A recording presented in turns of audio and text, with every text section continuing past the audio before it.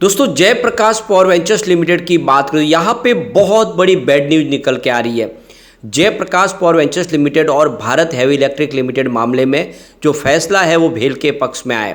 Tribunal ने जो फैसला दिया है वो जेपी पावर के लिए एक बड़ा झटका है। तो क्या है पूरा मामला, उसको समझने की कोशिश करेंगे और क्या इसकी वजह से भारी गिरावट हो सकती है जेपी पावर में। क्या जेपी पावर में यहाँ पे इस समय हमें निकल जाना चाहिए, तो इन सारी बातों को समझने की कोशिश करेंगे इस वीडियो के माध्यम से।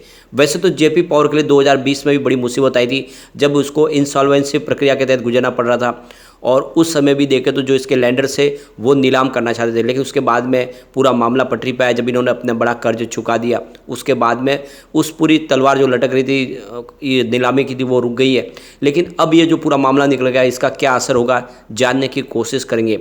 और ये छोटा सा पेनी स्टॉक है, कोई बड़ी प्राइस तो नहीं है, लेकिन बिजनेस काफ़ी अच्छा है इनके पास। और थर्मल पावर प्लांट में आने वाले इसमें भी संभावना बहुत सारी पॉजिटिव है। सरकार की तरफ से भी लगातार कहा जा रहा है कि हम थर्मल पावर प्लांट की कैपेसिटी को और बढ़ाएंगे, अभी फिलहाल अब बंद नहीं करेंगे। तो क्या जेपी पावर को इसका फ़ायदा मिलेगा, जानने की कोशिश करेंगे इस वीडियो के माध्यम से। लेकिन फ्रेंड उससे पहले अगर आप पहली बार हमारे चैनल पर आए तो चैनल को सब्सक्राइब कर दीजिए, एक बेल आइकॉन दबा दीजिए ताकि जब भी नया वीडियो बने पहला नोटिफिकेशन आपको मिले। वीडियो पसंद आए तो लाइक से जरूर कीजिए। चलो फ्रेंड्स वीडियो स्टार्ट करते हैं। मैं हूँ आपका दोस्त एस.बी. दवे और हमारे अपने चैनल ऑनलाइन कमाई में आपका बहुत बहुत स्वागत है। सबसे पहले फ्राइडे के कारोबार की बात करें, स्टॉक की क्लोजिंग 9.85 के आसपास रही, जहाँ पे 0.51% की तेजी थी। वैसे पिछले दिनों स्टॉक 2 डिजिट में गया था, लेकिन प्रॉफिट बुकिंग की वजह से स्टॉक फिर से सिंगल डिजिट में आया। वैसे ये देख सकते हो कि 2008 में ये स्टॉक 140 के आसपास ट्रेड किया करता था। बहुत ही शानदार इसमें प्रदर्शन था। उसके बाद में 2008 में लेमन ब्रदर्स की वजह से आर्थिक मंदी आई और इंडिया का बाजार भी क्रैश कर गया। और जैसे बाजार में ये क्रैश हुआ तो ये जेपी पावर भी नीचे आ गया। और जब एक बार नीचे आ गया तो फिर से इसमें तेज़ी आने की संभावना बिल्कुल नहीं बनी और गिरावट का माहौल लगातार बना रहा। और जब कोरोना काल आया तो स्टॉक 50 पैसे पे आ गया, बहुत नीचे, ज़बरदस्त लॉस लोगों को। लेकिन उसी समय देख सकते हो कि मैंने कहा था कि इसमें तेज़ी बनेगी, आप इसमें ख़रीदारी कीजिए। तो जिसने भी उसमें ख़रीदारी की उसको काफ़ी कम समय अच्छा रिटर्न मिला, क्योंकि आप ये देख ही सकते हो स्टॉक 14 जनवरी 2022 को 10 तक पहुंच चुका था। काफ़ी शानदार प्रदर्शन किया इसने और 50 पैसे का जो स्टॉक था 10 रुपये तक पहुँचा, यानी जो रिटर्न था वो कई गुना था। उसके बाद इसमें काफ़ी गिरावट भी, फिर से 5 रुपये के आसपास आए, अब फिर से उस लेवल पर पहुँचा जहाँ पर पहले पहुँचा था। लेकिन इसके बीच में एक बहुत बड़ी बैड न्यूज निकल के आ गई है। भारत हैवी इलेक्ट्रिक लिमिटेड और जयप्रकाश पावर वेंचर्स लिमिटेड का मामला ट्रिब्यूनल में था और अब ये जो फैसला है यह खिलाफ आया जेपी पावर के। तो यहाँ पे 2 अलग अलग मैटर है जिसमें भेल की जीत हुई है। आप देख सकते हो कि ये ईएसपी कॉन्ट्रैक्ट था जो 2x 660 megawatt JP Nigrie super thermal power plant का, और सेकंड जो था तो ये देखो बीटीजी कॉन्ट्रैक्ट है, ये 2x 250 मेगावाट का जेपी बीना थर्मल पावर प्लांट का। तो जैसे कि आपको पता होगा भेल जेपी के साथ मिलके बहुत सारे थर्मल पावर प्लांट को पहले बना चुके, लेकिन उसके बाद में ये पूरा का पूरा मामला था, ये जो मामला है यह ट्रिब्यूनल के अंदर चला गया। और अब ट्रिब्यूनल का जो फैसला निकल कर आया वो फैसला 4 अक्टूबर का जो फैसला है वो भेल के फेवर में आया और इस वजह से देखें तो यहाँ पे प्रॉब्लम शुरू हो गई है। लेकिन जेपी पावर की तरफ से कहा गया कि हम इस फैसले की स्टडी कर रहे हैं और इस फैसले के खिलाफ जल्दी हम लीगल एडवाइज़र से एडवाइस लेके इसके आगे हम क्या एक्शन लेना वो लेने के लिए सोचेंगे। तो कुल मिला के यहाँ पे इस मामले में अभी फ़िलहाल जेपी पावर की तरफ से अगला स्टेप उठाने की तैयारी की जा रही है, यानी इस ट्रिब्यूनल के फैसले के खिलाफ वो आगे अपील कर सकते हैं, ऐसी संभावना बन रही है, क्योंकि ये एक तरह से बहुत बड़ा झटका है जेपी पावर के लिए। देख सकते कि जो भेल की जो अवार्डेड अमाउंट है वो 22 करोड़ 46,97,803 करोड़ की बड़ी रकम है। साथ में देख सकते कि 25/3/2019 से 1% का इंटरेस्ट भी इसमें ऐड होगा। तो यहाँ पे जयप्रकाश पावर वेंचर्स लिमिटेड को 27,60,504 करोड़ की रकम चुकानी होगी बैंक गारंटी के अगेंस्ट में। तो यहाँ पे देख लो कि भारत हैवी इलेक्ट्रिक लिमिटेड और जयप्रकाश पावर वेंचर्स लिमिटेड मिलके पहले से भी बहुत सारे इन्होंने पावर प्लांट के प्रोजेक्ट किए हैं और अब ये पूरा मामला जो है ये आगे जाके इनके लिए डिस्प्यूट का रीज़न बना और अब ये जाके इसका फैसला है जो जेपी पावर के खिलाफ है।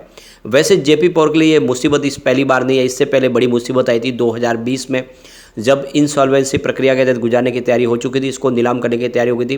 लेकिन उसके बाद में कंपनी ने अपने कर्ज को काफ़ी कम किया, करीब 11,000 करोड़ के आसपास जो कर्ज था उसको नीचे ला के 6,000 करोड़ तक लाया था। और उसके बाद में देखें तो जो लैंडर्स की जो मुखिया थी ICICI बैंक, उन्होंने यहाँ पे देख सकते हो कि फैसला बदला और उन्होंने यहाँ पे इक्विटी ले ली और उसके बदले में अगर आप देखें तो 10% की इक्विटी इस समय ICICI बैंक की है JP पावर के अंदर, और उन्होंने एक तरह से नीलामी की प्रक्रिया से इसको बाहर रखा और आज देख सकते हो कि JP पावर मजबूती से आगे चल रही है। अब ये फिर से मुसीबत है, इसका भी रास्ता निकलता हुआ दिखाई देगा, लेकिन एक बार शॉर्ट टर्म के लिए प्रॉब्लम हो सकती है। तो कुल मिला के देख सकते हो कि ये जो फैसला है इसका नेगेटिव इफेक्ट देखने को मिल सकता है और मंडे को बाजार में गिरावट हो सकती है, यानी JP पावर का स्टॉक नीचे आ सकता है। अब यहाँ पे वैसे तो देखें तो पावर सेक्टर के लिए, स्पेशली थर्मल पावर प्लांट के लिए एक बड़ी गुड न्यूज और है, जैसे कि लोग लगातार कह रहे हैं कि आने वाले समय में जितने थर्मल पावर प्लांट है सरकार उनको बंद कर देगी। तो यहाँ पे जो बड़ी अपडेट निकल के आ रही है कि हरियाणा गवर्नमेंट 800 मेगावाट का एक thermal power plant unit Yamunanagar में लगाने जा रहे हैं नया। तो देख सकते हो कि आने वाले समय में ये एक नया पावर प्लांट और बनने वाला है और देख सकते हो कि यह एक Deenbandhu Chhoturam thermal power plant इसका नाम है।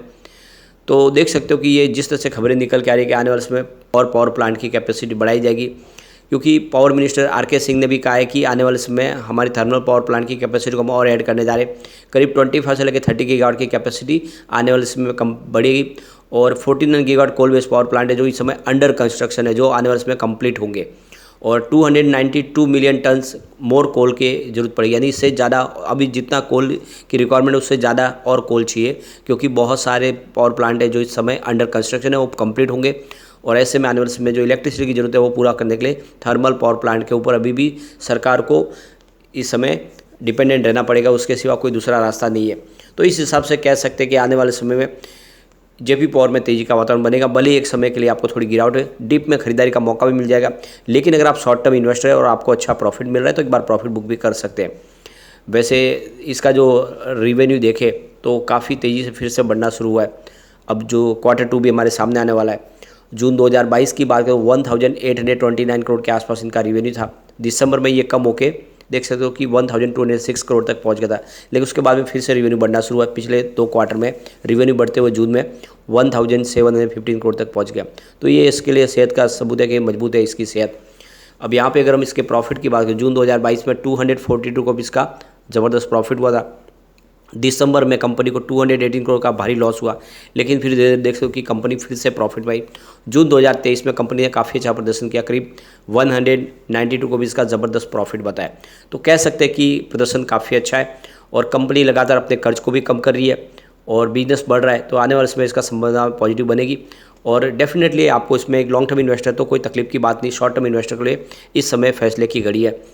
वैसे इसके रिटर्न को देखें तो बहुत ही बेहतर है। पिछले 5 साल में इसने 34% का पॉजिटिव रिटर्न दिया है, जबकि इस दौरान BSE पावर इंडेक्स में मात्र 19% की तेज़ी बनी है और स्मॉल कैप में 22% की तेज़ी बनी है। तो 5 ईयर के हिसाब से विनर आपको JP पावर ही दिखाई देगा। 3 ईयर की बात करें उसने 58% का शानदार रिटर्न दिया है, जबकि पावर इंडेक्स में इस दौरान 39% की तेज़ी बनी है और स्मॉल कैप के अंदर 36% की तेज़ी है।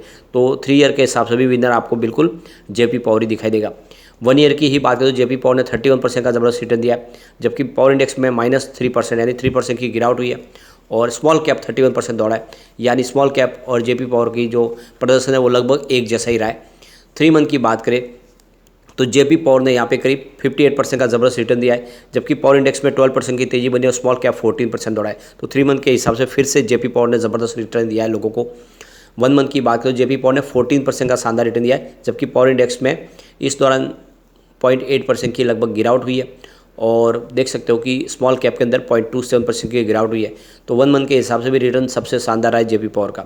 ईयर टू डेट के हिसाब से JP पावर ने 29% का ज़बरदस्त रिटर्न दिया है, जबकि पावर इंडेक्स में 3% की ही तेज़ी बनी है। स्मॉल कैप जरूर 30% दौड़ा है, जो एक तरह से देखें तो JP पावर के मुकाबले स्मॉल कैप का रिटर्न काफ़ी अच्छा है। ओवरऑल देखें तो इसका रिटर्न काफ़ी अच्छा है। ऐसे में अगर आप लॉन्ग टर्म इन्वेस्टर तो बने रहे, क्योंकि ये जो मुसीबत है ये भी आप समय के साथ गुजर जाएगी और अभी फ़िलहाल आगे वो निर्णय लेने वाले कुछ और इसके जो लीगल पहलू उसके ऊपर जांच करके आगे अपील कर सकते हैं। तो इससे आने वाले समय हो सकता है कि फैसला फिर से JP पावर के फेवर में है। लेकिन फ्रेंड, कोई भी इन्वेस्टमेंट करने से पहले अपने फाइनेंशियल एडवाइजर से बारे में ले ले या अपना खुद का रिसर्च करें, क्योंकि मैंने वीडियो आपके एजुकेशनल पर्पज़ के लिए ही बनाया। वीडियो पसंद आए तो लाइक से जरूर कीजिए और चैनल को सब्सक्राइब कर दीजिए। Thank you friend.